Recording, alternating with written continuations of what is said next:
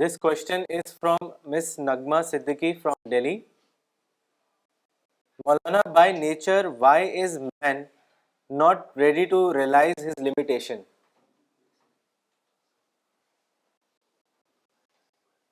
کیا پھر سے پڑھیے؟ By nature, why is man not ready to realize his limitation? میں نیچر نہیں کہوں گا، ہیبٹ بن گئی ہے یہ کہوں گا میں، یعنی عادت کے طور پر ایسا ہو گیا ہے. نیچر تو آپ فطرت کو کہتے ہیں، فطرت اللہ التی فطر الناس علیہا. اللہ تعالیٰ نے نیچر سب کا ٹھیک ٹھیک بنایا ہے، نیچر میں کوئی ڈیفیکٹ نہیں ہے. عادت بن جاتی ہے، جیسے کہ میں نے کہا کہ لوگ فار گرانٹیڈ لیتے رہتے ہیں. جیسے کہ میں سانس لے رہا ہوں تو فار گرانٹیڈ لے لیا کہ بس سانس لیتا رہوں گا میں، حالانکہ اگر آکسیجن نہ سپلائی ہو اللہ تعالیٰ کی طرف سے تو ہم سانس نہیں لے سکتے.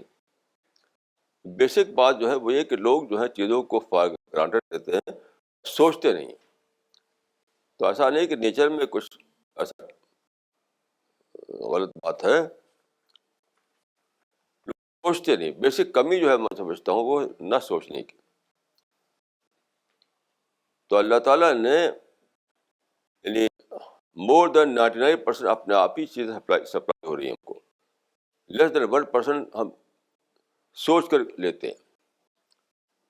جیسے بازار میں گئے آپ نے سوچ کر مجھے گلاس چاہیے، ایک گلاس خریدا آپ نے، یہ آپ نے سوچ کر جانا کہ گلاس کو مجھے خریدنا ہے. لیکن اس گلاس کو بننے میں جتنے فیکٹرس ہیں، ہزاروں فیکٹر، اس کو سوچا نہیں آپ نے،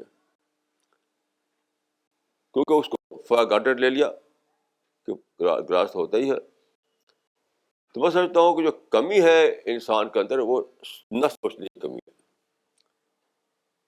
سورہ آل عمران کا جو آخری رکوع ہے اس کو آپ پڑھیں، سورہ آل عمران کا آخری رکوع، اس میں سوچ ہی سے سب کچھ آتا ہے. سوچ سے ایمان آتا ہے، سوچ سے آخرت کا ڈر آتا ہے، سوچ سے آپ پیغمبر کو پہچان پاتے ہیں، سوچ سے آپ اپنی لمیٹیشن کو جانتے ہیں. ساری باتیں اس ایک رکوع میں بتا دی گئی ہیں. تو کمی یہ ہے کہ لوگ سوچتے نہیں، یعنی تدبر، تفکر، یہ جو چیز ہے کرتے نہیں. کیونکہ خدا کی طرف سے چیزیں اپنے آپ دی آتی رہی ہیں. سورج اپنے آپ لائٹ بھیج رہا ہے، ہیٹ بھیج رہا ہے، ہوا اپنے آپ کو سپلائی کر رہی ہے، آکسیجن. زمین میں بہت ہی تناسب کے ساتھ گریوٹی ہے، اپنے آپ قائم ہے. سب کچھ اپنے آپ ہو رہا ہے. ایک چھوٹا سا فریکشن اس کو ہم خود سے سوچ کر کرتے ہیں تو اسی کو سوچ پاتے ہیں، باقی کو سوچ نہیں پاتے. تو میں سمجھتا ہوں کہ لوگوں کو چاہیے کہ سوچنے کی عادت ڈالیں. قرآن میں یہ بتایا گیا ہے کہ قرآن اتارا گیا اس لیے کہ لوگ تدبر کریں، لیدبروا آیاتہ. تو سب کچھ انسان کو ملتا ہے سوچنے سے. ساری اسپریچول ترقی، انٹلیکچوئل ترقی، روحانی ترقی سب ہوتی ہے جب آپ اپنی سوچ کو زیادہ ایکٹیویٹ کریں. This question is from Mr. Asrarul Haq from IIT Kanpur. In Quran chapter 67 verse number 2, it is mentioned, "Who has created life and death, that he may try you, which of you is best in conduct? And he is the mighty, the forgiving." Could you please clarify the meaning of who has created life and death? What sense are these two different creations? اس میں یہ بتایا گیا ہے کہ اللہ تعالیٰ جو انسان کو پیدا کیا، ایک مدت کے بعد موت آتی ہے اس کی، یہ سب ابتلا کے لیے ہے، یعنی ٹیسٹ کے لیے. ٹیسٹ کا مطلب کیا ہے؟ اس دنیا میں پیدا کر کے آپ کا سلیکشن ہو رہا ہے. جنت میں آدم کو پیدا کر دیا گیا تھا بغیر کسی ٹیسٹ لیے بغیر. اب جو اللہ تعالیٰ کا کی جو پلاننگ ہے کہ ٹیسٹ کے بعد فیصلہ کیا جائے کون جنت میں ڈالے جانے قابل ہے، یعنی ڈیزرونگ کینڈیڈیٹ کون ہے، اس کو اللہ تعالیٰ یہاں فرشتوں کے ذریعے سے ریکارڈ کروا رہے ہیں. قرآن میں ہے کہ ہر آدمی کے عہدے پر فرشتے ہیں جو اس کے ریکارڈ کرتے رہتے ہیں اس کی ہر بات کا. تو دنیا میں جو ہے انسان کو پیدا کر کے ایک مدت تک رکھا گیا ہے، اس کو اس کا اسپیچ، اس کا ڈیڈ، اس کا قول، اس کا عمل، ہر چیز کا ریکارڈ تیار ہو رہا ہے. اسی بنیاد پر یہ فیصلہ کیا جائے کہ یہ جنت کے لیے ڈیزرونگ کینڈیڈیٹ ہے نہیں. اب اور کوئی کوئی کوئی بات ہے؟ مولانا I think he is taking death and life as two different creation. تو ان کا سوال ہے کہ in what sense are these two different creations? نہیں، ڈفرینٹ کہے تو اس میں آیت میں نہیں ہے. جی ڈفرینٹ نہیں ہے، مطلب زندگی پیدا کی، ایسا نہیں کہ وہ ہمیشہ اس دنیا میں رہے، موت آتی ہے. ایسا نہیں کہ وہ ایک الگ چیز ہے، وہ ایک الگ چیز ہے. یہ آیت سے تو یہ نہیں نکلتا ایسا. This question is from Maulana Zakwan Nadwi from Delhi. In chapter 23 verse 60 of Quran, it is mentioned of a true believer and those who give to others what which they give, while their hearts tremble at the thought that they must return to their Lord. In this verse, word wajilat has been used. What is the importance of this word wajilat in context of this ayat? اس آیت میں یہ ہے کہ جو ہم مدد کرتے ہیں دوسرے کی، اس کا ذکر ہے. الذین یؤتون ما آتوا وقلوبہم وجلہ، کہ جو بلیورس ہیں ان کا حال یہ ہوتا ہے کسی کو جب دیتے ہیں تو کا دل ہل رہا ہوتا ہے، دہل رہا ہوتا ہے، ڈر سمایا رہتا اندر، دل کے اندر. اس پر غور کرنے سے بھی سمجھ میں آتا ہے کہ ایسا کیوں ہے کہ جب آپ دیتے ہیں کسی کو تو آپ ہوتے ہیں گیور، وہ ہوتا ہے ٹیکر. آپ کو تو فخر آنا چاہیے کہ میں دینے کی پوزیشن میں ہوں، وہ لینے کی پوزیشن میں ہے. تو ایک پرائڈ آنا چاہیے آپ کو، عجب آنا چاہیے، ناز آنا چاہیے، کبر آنا چاہیے. لیکن قرآن میں بتایا گیا ہے کہ نہیں، اس کے برعکس ہوتا ہے کہ دل میں ڈر سمایا ہوا ہوتا ہے. اس سے میں یہ سمجھ آتا ہے کہ یہ خود اپنی تصویر دیکھتا ہے آدمی. جب وہ دیکھتا ہے دوسرے کو غریب، یتیم، محتاج، اس کو یاد آتا ہے کہ ایسے میں بھی آخرت میں ہو جاؤں گا. دنیا میں وہ محتاج ہے، آخرت میں خود محتاج ہو جاؤں گا. یہ چیز کے دل کو تڑپا دیتی ہے، اور اس کا دونا ایک دعا بن جاتا ہے، خدایا ایک دن میں بھی تیرے سامنے محتاج کے حصے حاضر ہوگا، تو اس وقت مجھے محروم نہ رکھ. تو یہ جو آیت میں تصویر دی گئی ہے ایک بلیور کی، کہ وہ ہر واقعے میں اپنے لیے ایک نصیحت لیتا ہے. جیسے مشہور واقعہ ہے کہ مدینہ میں ایک مسلمان نے اپنے اس کو خادم کو لگے، وہ مارنے لگے. وہ تو رسول اللہ نے دیکھا، آپ نے فرمایا کہ تم جتنا تم کو طاقت ہے اس غلام کے اوپر، اس سے زیادہ طاقت تم کو خدا کا تمہارے اوپر. یہاں پہ ہی سبق دیا آپ نے کہ تم اس خادم کو، اس کمزور انسان کو دیکھ کر کے یہ یاد کرو کہ میں بھی اسی طرح کمزور ہوں گا خدا کے سامنے. تو اس کو انہوں نے چھوڑ دیا مارنا، اس کو کہا کہ تو آزاد ہے آج سے. تو اس آیت میں یہ سمجھ پایا ہوں کہ بلیور جو ہوتا ہے اس کا دینا کس قسم کا ہوتا ہے. اس دینے میں اپنی تصویر دیکھتا ہے، تو اس کا دینا بھی دعا بن جاتا ہے. دعا بظاہر دے رہا ہے کسی کو کچھ مال، دل میں دعا نکل رہی ہے کہ خدایا ایسے میرا حال ایک دن ہونے والا ہے کہ میں محتاج حیثیت سے تیرے سامنے پہنچوں گا، تو اس وقت تم اس کو محروم نہ رکھ کر، اس وقت تم اس کو محروم نہ کر. تو یہ بلیور کی ایک تصویر ہے، میں سمجھتا ہوں. This question is from Mr. Mustafa Umri from Delhi. مولانا، جن کے اوپر بہتان لگایا جاتا ہے اور وہ اس کو خاموشی کے ساتھ برداشت کر لیتا ہے، تو کیا اس کو اس کا اجر ملے گا یا نہیں؟ ضرور ملے گا، ضرور ملے گا. حدیث میں دیکھیے آتا ہے، بہت ہی بڑی بات ہے کہ جس نے کسی پر ظلم کیا، کسی پر بہتان لگایا، کسی قسم کی تکلیف دی اور اسے صبر کر لیا، دنیا میں صبر کر لیا، تو آخرت میں اس کو موقع دیا جائے کہ اس کی نیکی اس کو دے دی جائے. اگر اس کے پاس نیکی کم ہو تو اس برداشت کرنے والے کے گناہ اس پر ڈال دیے جائے، اس طرح کمپنسیٹ کیا جائے گا.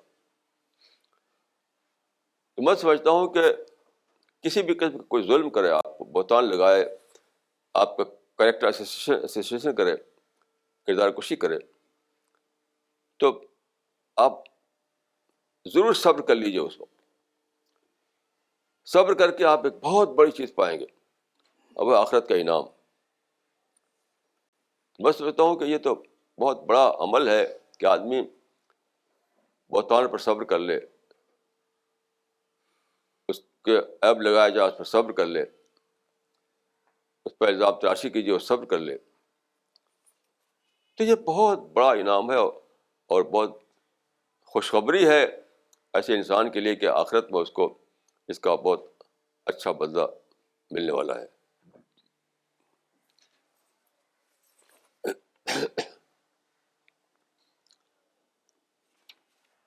This question is from Miss Razia from Delhi.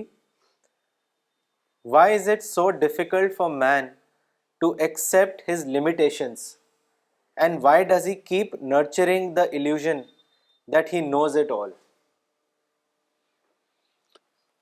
جس سے بھی اگر لوگ سوچتے نہیں. حضرت نے فرمایا کہ عرفت ربی بفسق العزائم. یہ بہت بڑی بات ہے. یہ عرفت ربی بفسق العزائم، میں روزانہ ہم کو آپ کو ہر ایک کو تجربہ ہوتا ہے کہ جیسے میں نے پرت کی ایک گلاس اٹھایا، سلپ کر کے ہاتھ سے گر گیا، فوراً میں سوچتا ہوں کہ خدا اتنی بڑی کائنات کو چلا رہا ہے، اس میں یعنی بے شمار انگنت ستارے ہیں، پلانٹ ہیں، سسٹم ہیں، اور کہیں ٹکراتا نہیں، کوئی گر نہیں پڑتا، کوئی ستارہ کہیں ادھر گر پڑے ادھر گر پڑے، کوئی پلانٹ ادھر نہیں گر پڑتا ادھر نہیں گر پڑتا. ایک چمچہ بھی میرے ہاتھ سے اگر چھوٹ گر جاتا ہے تو فوراً میں سوچتا ہوں کہ دیکھو ایوم السماوات والارض، اگر اس طرح سے اس کا اندر یہ ہو کہ کوئی چیز چھوٹ کے گر جائے، اس سے سارا نظام درم برم ہو جائے. ایسے میں بیٹھا رہتا ہوں، آنکھ بند کر لیتا ہوں، اچانک آنکھ بند کر سوچتا ہوں کہ اگر میں اندھا ہو جاؤں تو کیا ہو. تو آنکھ بند کر کے میں اپنے اس حالت کو دریافت کرتا ہوں جب آنکھ نہ ہو تو میرا کیا حال ہوگا. دیکھیے دو طریقے ہیں. ایک تو یہ کہ جو حضرت نے فرمایا جو واقعات بیتتے رہتے ہیں، کیونکہ کام ہمارا بگڑ جاتا ہے، کوئی ارادہ ہمارا پورا نہیں ہوتا، کوئی پلاننگ ہماری گڑبڑ ہو جاتی ہے، اس وقت ہم سوچیں کہ اپنی لمیٹیشن کو جانیں کہ خدا 15 بلین سال سے اتنی بڑی یونیورس چلا رہا ہے اور اس میں کوئی ڈیفیکٹ نہیں، ما لہا من فطور.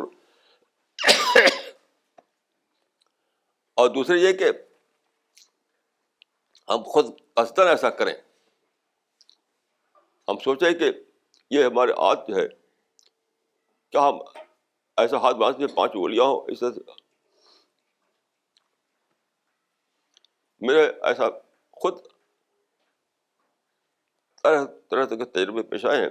مثلا مجھے دیکھیے یہاں پر الیکٹرک برن کا قصہ ہو گیا, بجلی لگی اور سب جل گیا, بہت بڑا سا جل گیا.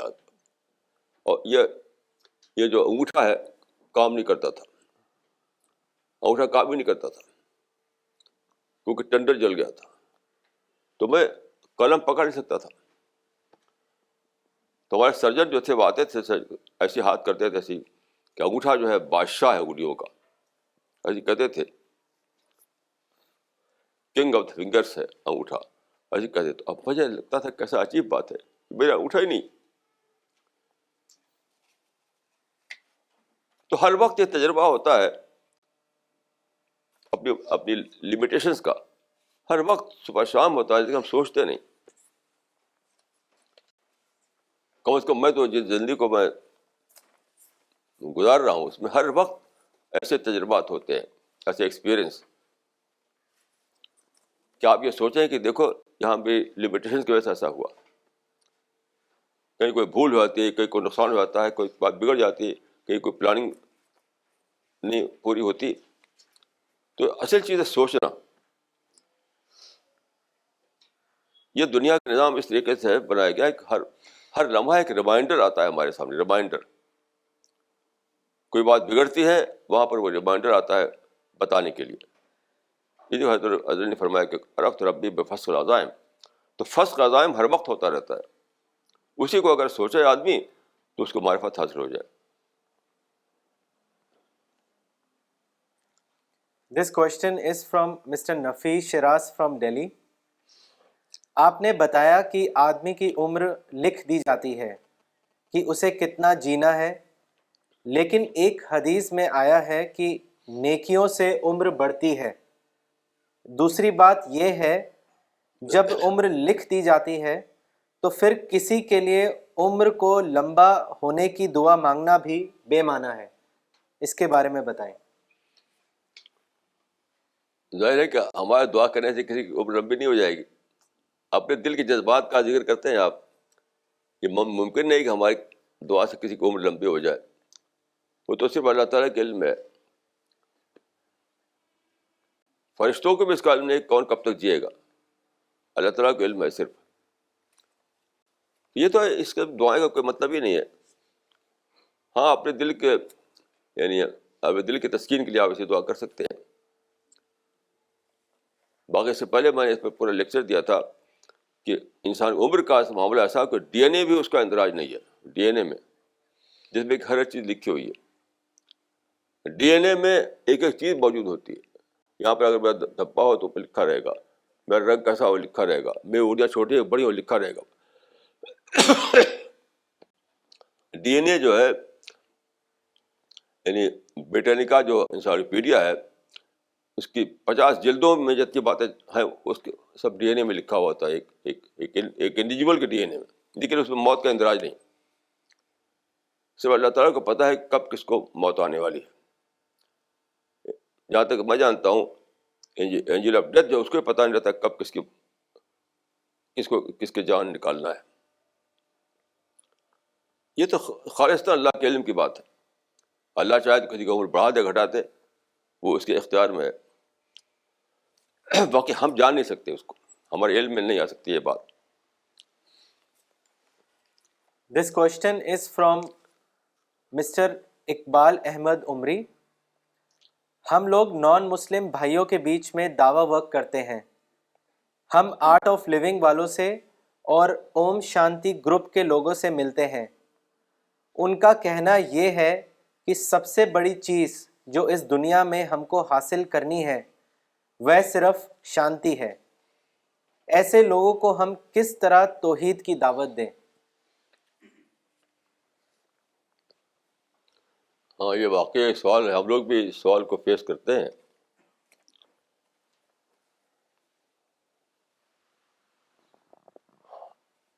اب ہم تو اس طرح کہتے ہیں کہ دیکھیں ہر مذہب میں مانا گیا ہے کہ آدمی مرنے کے بعد ختم نہیں ہوتا.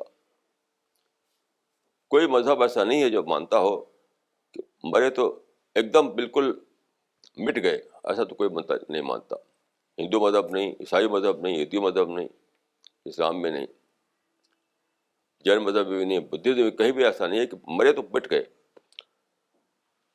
تو اس وجہ سے شانتی جو ہے آج کا جو ہمارا سماج ہے اس کے بیٹرمنٹ کے لیے ہے. شانتی نہ ہو تو سماج میں سب بات بگڑی رہے گی.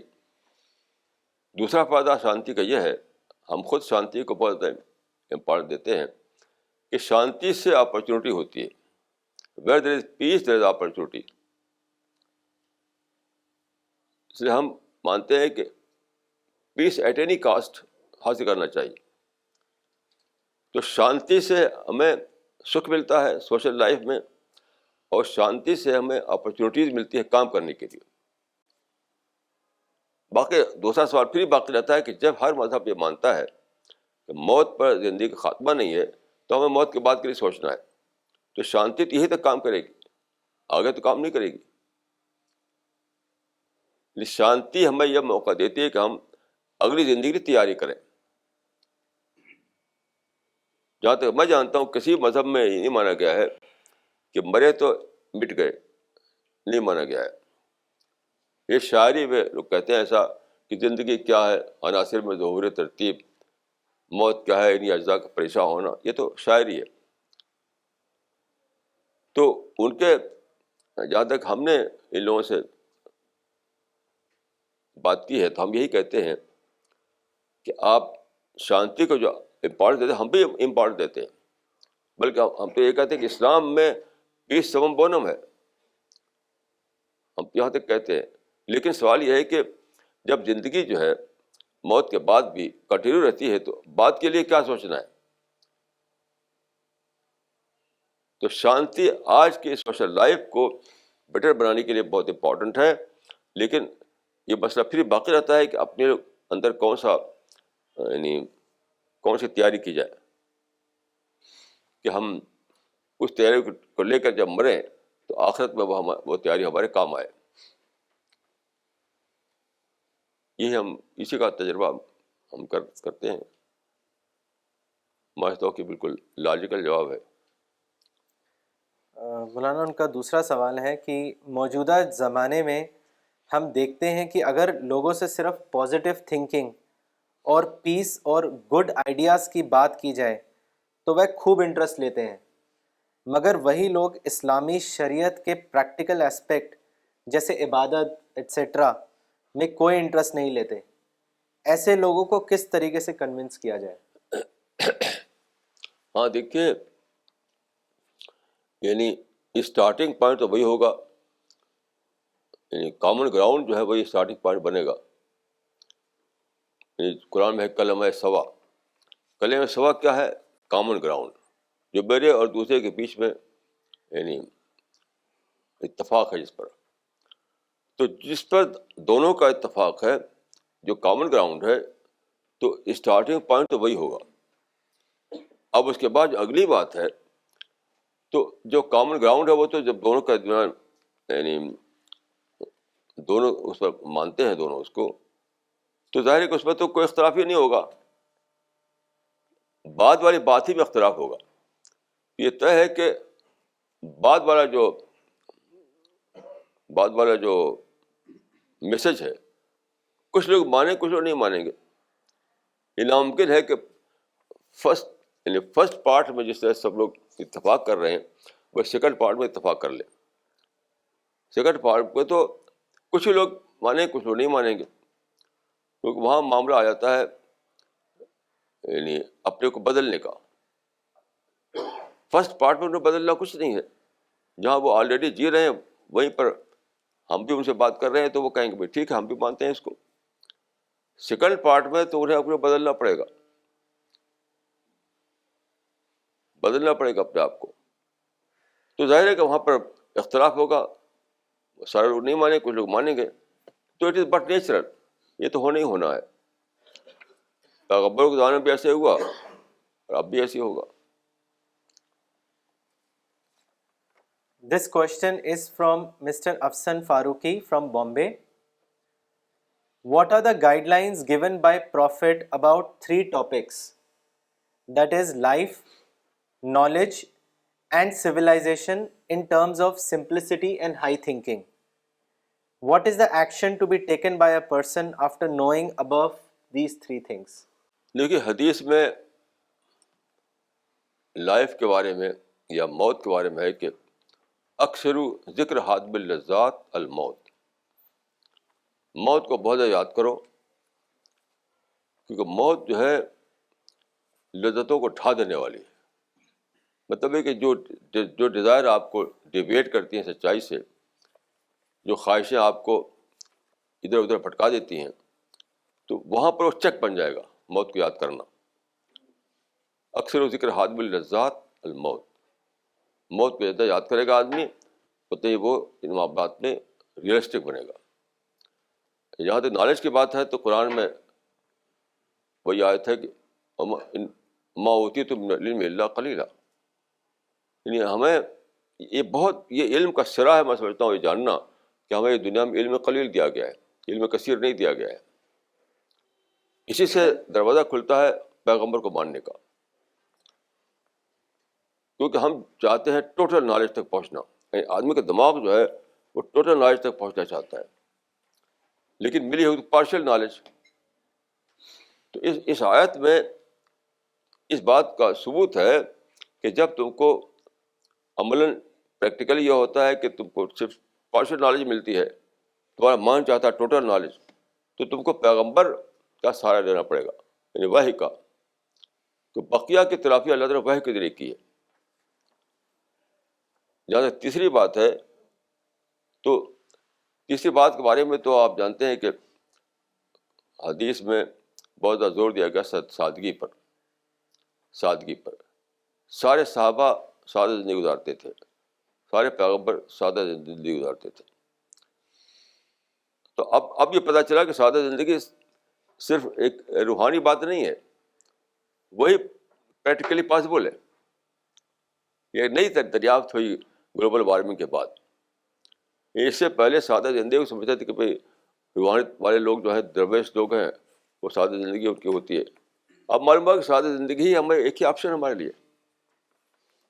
اگر آپ دوڑیں گے لگژری کی طرف تو کیا ہوگا؟ گلوبل وارمنگ ہوگی، اور کیا ہوگا؟ پھر دنیا بھر کے مسائل پیدا ہو جائیں گے.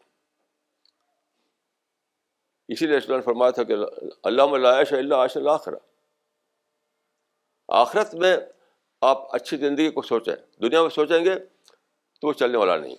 ڈبل نقصان، یعنی دین کے معنی دین کے پرورش دیکھا جائے تو وہ ڈسٹریکشن، اور دوسرے لحاظ دیکھا جائے تو وہ پاسبل نہیں ہے کیونکہ وسائل ساتھ نہیں دیں گے آپ کا.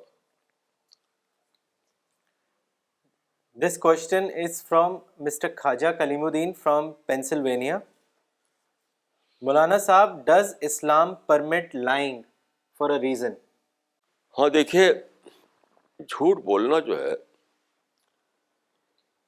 ایک تو دیکھیے یہ ہے کہ نارم کیا ہے، نارم اصول کہ جھوٹ بولنا حرام ہے اسلام میں.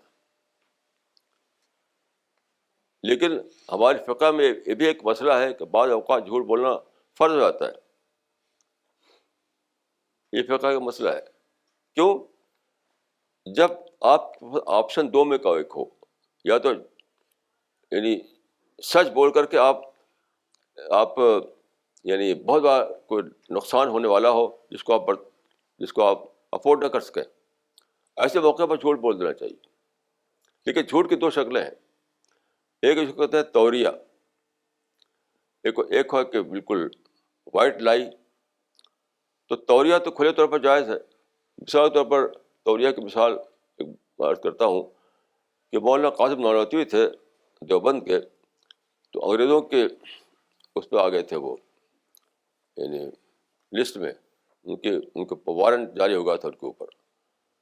تو پولیس پہنچی ان کے گھر پر، کسی نے بتایا کہ یہاں رہتے ہیں وہ فلاں گھر میں. وہاں پہنچی وہ، تو ایک آدمی کھڑا ہوا تھا گھر کے باہر دروازے پر. تو پولیس والے نے پوچھا کہ قاسم نانوتوی یہاں رہتے ہیں، یہاں ہیں؟ تو وہ کھڑے ہوئے تھے تو دو قدم پیچھے ہٹ گئے وہ، کہ ابھی تو یہاں تھے. یا توریہ. یہ جہاں کھڑے ہوئے تھے اس سے پیچھے تھوڑا سا ہٹ گئے، تو ابھی تو یہیں تھے. تو توریہ تو بالکل جائز ہے، اس میں کوئی شک نہیں. لیکن بعض اوقات ایسا بھی ہوتا ہے کہ وہ جھوٹ نہیں ہوتا، وہ خلاف واقعہ بولنا ہوتا ہے، تو کسی بڑی مصلحت کے لیے. حدیث سے ثابت ہے کہ رسول اللہ صلی اللہ علیہ وسلم نے خلاف واقعہ بولنے کی اجازت دی.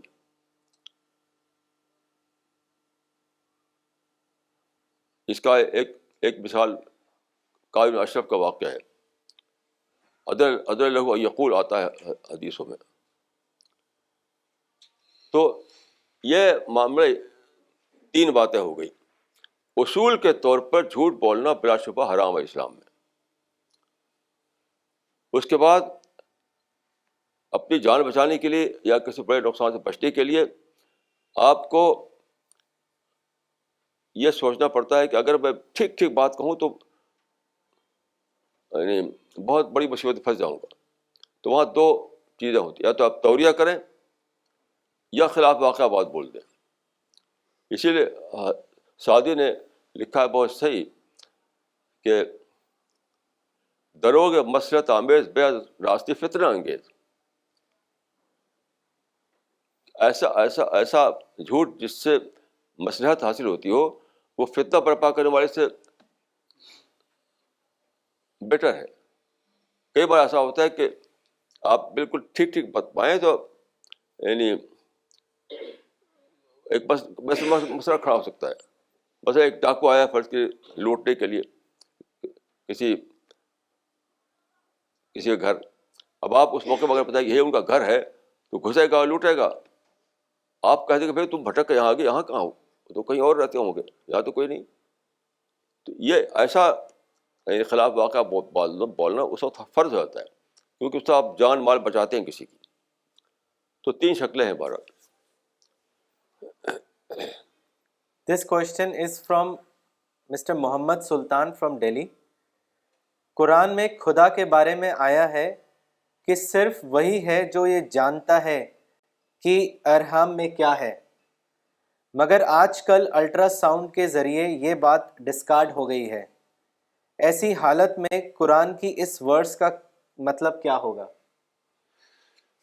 دیکھیے اصل میں غلطی یہ ہے کہ لوگ اس کو سمجھتے ہیں کہ لڑکا ہے یا لڑکی، میل ہے کہ فیمیل. یہ مطلب یہ نہیں، یہ قرآن میں ہے ہی نہیں.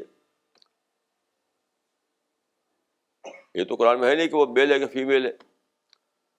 اس میں جو ہے وہ یعنی اس کی شخصیت کیا ہے، فیوچر میں کیا بننے والا ہے، یہ کسی کو پتہ نہیں. مطلب وہ ہٹلر بنے گا کہ اسٹالن بنے گا، کسی کو پتہ ہے جب پیٹ میں ہے وہ.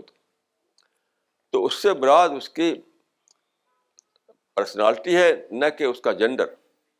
یہ غلطی ہوئی ہے لوگ. اور تفسیر میں یہ قول موجود ہے، آپ اگر پڑھیں تو تفسیر میں کہ جینڈر مراد نہیں ہے، بلکہ وہ کیا بنے گا یہ مراد ہے اس سے. تو یہ تو ایک واقعہ ہے، یہ تو کوئی بھی نہیں جانتا ہے اس کو.